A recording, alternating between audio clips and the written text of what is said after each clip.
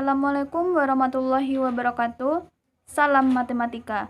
Bertemu lagi dengan saya Anissa Putri pada pembelajaran matematika. Bagaimana kabar Anda semuanya? Mudah-mudahan kita dalam keadaan sehat jasmani dan rohani sehingga kita dapat mengikuti pembelajaran daring ini. Baik, silakan Anda ambil posisi yang menurut Anda nyaman untuk menonton video ini. Dan ambil peralatan atau alat tulis yang dirasa dibutuhkan untuk mengikuti pembelajaran daring ini. Sebelum pembelajaran kita mulai, kita awali dengan membaca Bismillahirrahmanirrahim. Baik, kita langsung saja. Apakah Anda pernah melihat orang bermain prosotan atau Anda pernah bermain prosotan? Pasti pernah, bukan? Nah, pada orang yang bermain prosotan tersebut, orang yang awalnya berada di puncak prosotan akan meluncur menuju ke ujung bawah prosotan tersebut. Kira-kira apa ya peristiwa yang dialami orang tersebut? Ayo, ada yang tahu? Nah, peristiwa yang dialami orang tersebut yaitu pergeseran atau yang dikenal dalam istilah matematika yaitu translasi. Jadi, materi pembelajaran kita hari ini yaitu tentang translasi. Tujuan pembelajaran kita yang pertama, peserta didik dapat menemukan definisi dari translasi atau pergeseran. Yang kedua, peserta didik dapat mengidentifikasi sifat-sifat dari bangun yang ditranslasikan. Yang ketiga, peserta didik dapat menentukan hasil translasi dari garis, titik, maupun bangun datar. Coba kita perhatikan kembali contoh translasi dalam kehidupan sehari-hari. Yang pertama, ada pergeseran dan perpindahan orang di eskalator dan lift. Yang kedua, ada perpindahan atau pergeseran orang saat mendorong meja. Nah, itu beberapa contoh translasi dalam kehidupan sehari-hari. Berdasarkan ilustrasi tersebut, apakah sudah ada yang tahu apa definisi dari translasi atau pergeseran? Jadi, translasi adalah suatu transformasi yang memindahkan setiap titik dari sebuah bidang berdasarkan arah dan jarak tertentu.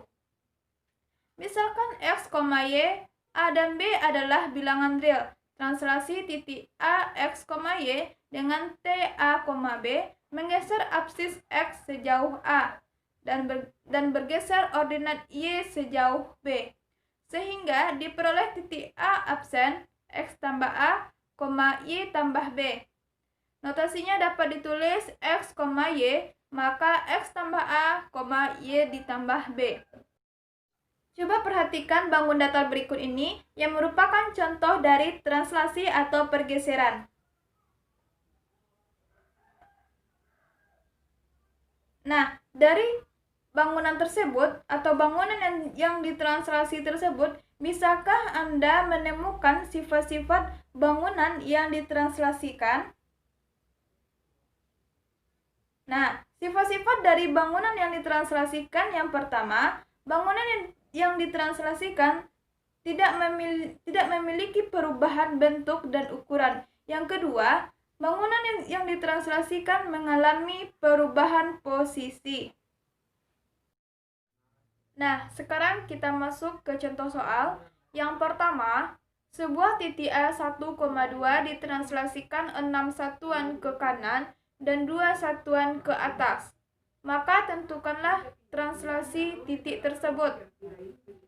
Dari soal diketahui translasinya 6,2, maka kita tinggal substitusikan ke rumus menjadi A 1,2 translasi 6,2, maka 1 ditambah 6, 2 ditambah 2, maka A absen 7,4.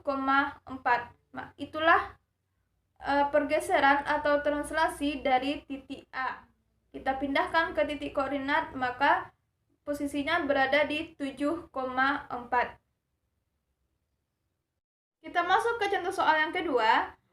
Gambar di samping menunjukkan segitiga ABC yang ditranslasikan 6 satuan ke kanan dan 3 satuan ke bawah. Maka tentukanlah translasi segitiga tersebut. Dari gambar didapat titik A min 3,1, B min 1,4, dan C min 2, min 1. Dan translasinya 4,3 yang artinya A 4 dan B-nya sama dengan 3. Kita substitusikan sesuai dengan rumus, maka A sama dengan A min 3,1, A absen min 3 ditambah 4,1 dikurang 3, maka didapat A absen 1, min 2. B min 1,4, maka B absennya min 1 tambah 4,4 dikurang 3. Maka didapat B absennya 3,1. Yang C min 2, min 1, maka C absennya min 2 ditambah 4, min 1 dikurang 3. Didapat hasil C absennya 2, min 4. Tinggal kita pindahkan A absen, B absen, dan C absennya ke titik koordinat sehingga membentuk pergeseran dari segitiga ABC. Dari contoh soal yang tadi, apakah Anda semuanya sudah paham? Jika sudah, mari kita simpulkan pembelajaran kita kali ini. Kesimpulannya, yang pertama, bangunan yang ditranslasikan tidak mengalami perubahan ukuran ataupun bentuk. Yang kedua, bangunan yang ditranslasikan hanya mengalami perubahan posisi. Yang ketiga, titik, garis, maupun bangun datar yang ditranslasikan dapat kita cari menggunakan rumus P, X, Y ditranslasikan A, B, maka X ditambah A, Y ditambah B. Itulah materi kita kali ini. Jangan lupa pelajari materi untuk minggu selanjutnya tentang rotasi dan kerjakan latihannya pada buku paket halaman 158. Kita akhiri pembelajaran kita dengan Alhamdulillahirabbil alamin. Assalamualaikum warahmatullahi wabarakatuh.